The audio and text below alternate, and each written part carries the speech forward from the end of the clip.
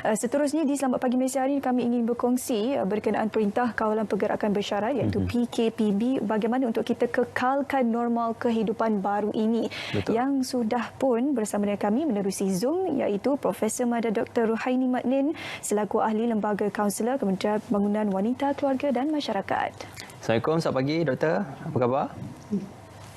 Waalaikumsalam warahmatullahi wabarakatuh. Okey, Doktor, mungkin secara asasnya sebelum kita melanjutkan sedikit perbualan kita untuk kita bercerita sedikit tentang dalam kita mendepani wabak COVID-19 dan juga mengharungi penghidupan semasa tempoh Perintah Kawalan Pergerakan Bersyarat ini, apakah yang boleh kita gambarkan ataupun kita konotasikan mengikut kepada kehidupan baharu ataupun kelaziman baharu seperti mana yang banyak disebutkan oleh pemimpin tertinggi negara dan juga oleh Yang Amat Berhormat Perdana Menteri, Doktor?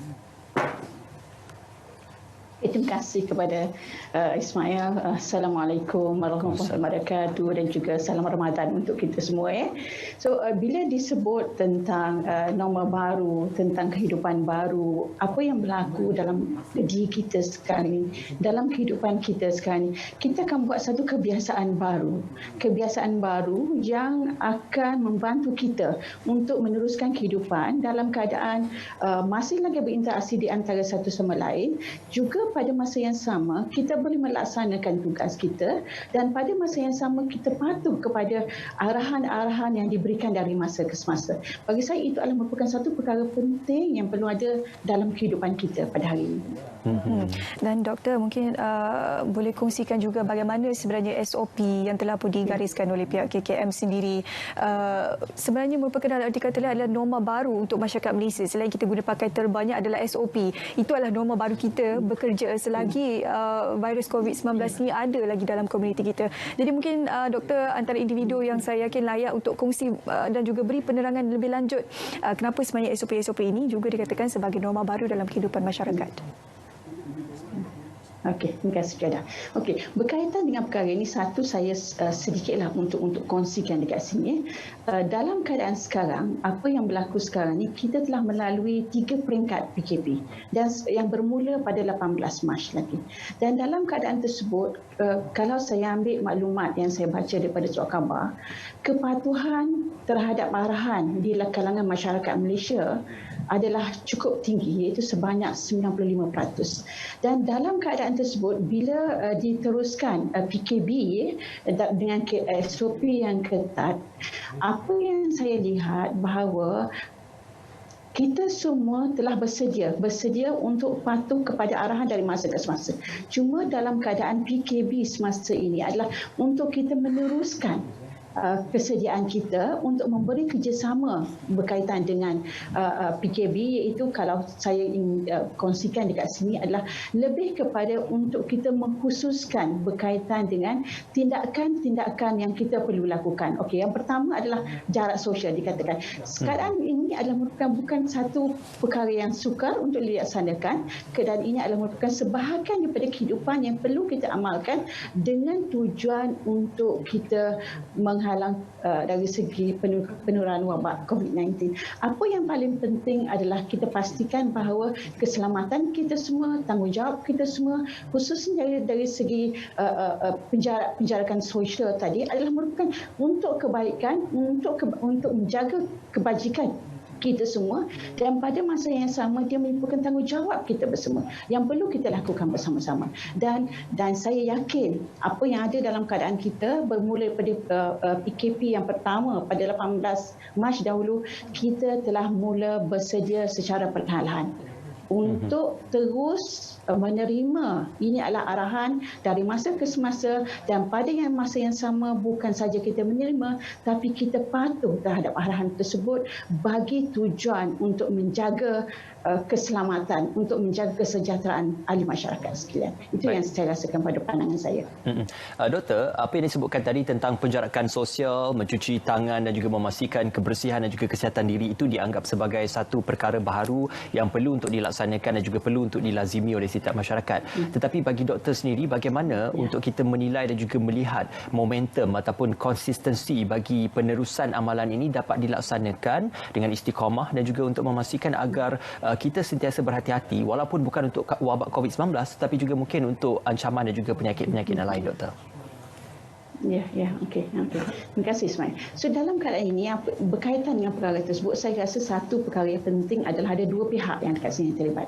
Satu, individu di kita semua, yang kedua adalah arahan daripada pihak KKM, daripada MKN dan sebagainya. So dalam keadaan ini, diri kita dalam keadaan tadi macam saya katakan, kita telah bermula dengan satu keadaan kesediaan kita untuk patuh tersebut telah ada. Kemudian pada masa yang sama kita tengok pada pihak yang kedua berkaitan dengan arahan daripada KKM, arahan daripada MKN dan sebagainya. Yang ini saya rasa kemungkinan boleh ditambah baik lagi dari masa ke semasa. Maksud saya ditambah baik tersebut adalah peringatan, khususnya peringatan terhadap perkara penting, saya rasa penjarakan sosial, kebersihan diri, pemakaian mask dan sebagainya perlu dibuat secara lebih kerap dengan menggunakan grafik, visual, because itu adalah merupakan perkara yang begitu rapat dengan kehidupan kita sekarang. Banyak maklumat yang kita perolehi sekarang ini adalah melalui media-media sosial, dan daripada media sosial tersebut kalau disampaikan maklumat yang ringkas dengan visual yang menarik, dengan infografik yang menarik dari masa ke semasa dengan kekerapan yang lebih kerap, saya rasa insya-Allah dia akan membantu lagi memantapkan kesediaan yang telah ada dalam diri individu untuk terus mematuhi SOP dalam keadaan PKP yang sedang berlangsung sekarang ini. Dan pada pengamatan doktor sendiri, bagaimana sebenarnya SOP yang ditetapkan oleh KKM dan juga perlu dipatuhi oleh masyarakat ini dapat mereka sama-sama ikuti juga disebabkan oleh keberadaan pihak polis, pihak tentera dan juga Angkatan Pertahanan Awal yang berada di lokasi-lokasi panas contohnya, dan disebabkan itu mereka berjaya mematuhi SOP tersebut. Tapi ada di setengah kawasan lain yang mungkin kurang sikit keberadaan pihak polis dan sebagainya, kurang sedikit pematuhannya kita lihat contohnya dari sudut penjarakan sosial. Jadi bagaimana untuk kita meningkatkan kesedaran masyarakat tentang kesedaran mereka untuk mematuhi norma-norma baru ini di mana jua mereka berada? Okey, terima kasih Syahda. Okey, berkaitan dengan perkara ini, saya rasa ada dua perkara besar lah ya. Satu tentang pendidikan. Pendidikan maksudnya peringatan dari masa ke semasa yang telah saya sebutkan itu. Itu saya rasa keutamaan. Dalam perspektif saya, itu adalah keutamaan sebab macam yang telah disebut oleh Saudara Ismail tadi, kita bukan ingin melatih dengan kebiasaan baru ini pada masa ini saja, pada pandemik COVID-19 saja. Apa yang kita harapkan adalah kebiasaan baru ini dikekalkan dalam kehidupan kita untuk seterusnya. Jadi yang pertama tersebut saya rasakan itu perlunya pendidikan yang perlu dimantapkan dari masa ke semasa. Penyampaian maklumat tersebut perlu disebarluaskan, kekerapan dia dan sebagainya, sebab maklumat yang disebarluaskan dari segi kekerapan dan sebagainya boleh membantu secara langsung bagaimana kesediaan dan juga kesedaran tadi. Yang kedua yang saya rasa juga penting dekat sini, penguatkuasaan. Perlunya ada penguatkuasaan sebab kita tak nafikan, macam yang saya sebutkan tadi, ada 95% menunjukkan kepatuhan, tetapi ada sebahagian daripada ahli masyarakat yang agak kurang memberi kerjasama. Saya tak katakan tidak memberi kerjasama, tetapi agak kurang memberikan kerjasama di dalam pelbagai arahan dan juga peraturan tadi. Jadi perlunya juga penguatkuasaan yang diberi perhatian dalam perkara ini untuk membantu ahli masyarakat agar patuh dalam keadaan tersebut ya. So itu juga perlu. Cuma bagi saya kepentingan pendidikan lebih penting sebenarnya dalam dibandingkan dalam penguatkuasaan, sebab pendidikan lebih penting bagi saya kerana saya mengambil bilangan yang kepatuhan tadi adalah cukup tinggi dalam data yang telah kita dapat daripada surat khabar dalam seharian untuk kita baca sekarang. Baik, Doktor, juga kita melihat bagaimana untuk normal baharu ini kita melihat pengasingan ataupun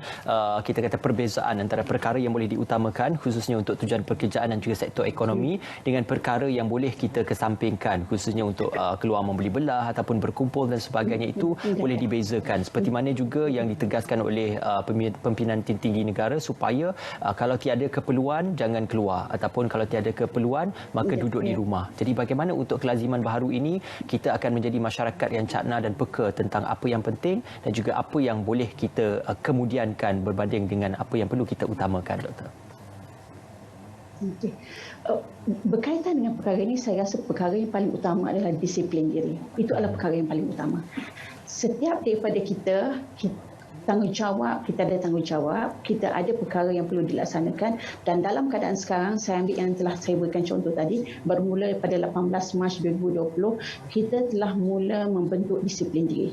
Ya, disiplin diri yang pertama tadilah untuk menjaga dari segi penjarakan sosial, kebersihan tangan dan sebagainya, face mask dan sebagainya. So, disiplin diri ini adalah cukup penting, sama ada kita untuk berada dalam keadaan memenuhi keperluan peribadi kita, dan kita hanya keluar apabila masa yang perlu saja, dan itu yang perlu kita tanamkan dalam pemikiran kita, bahawa sekarang ni amat penting untuk kita menjaga, bukan saja menjaga diri kita, tetapi juga kita menjaga orang-orang di sekeliling kita. Sebab dalam keadaan ini, kerjasama daripada setiap individu dalam usaha untuk menghalang dari segi penularan, dan juga untuk kalau saya ambil perkataan yang dikemukakan ada sebelum ini yang selalu kita baca adalah nak flatten the curve, ini adalah merupakan tanggungjawab bersama kita yang perlu kita laksanakan dari masa ke semasa, dan tanamkan ini dalam pemikiran kita, dan insya-Allah apabila kita selalu ingat perkara ini dalam pemikiran kita,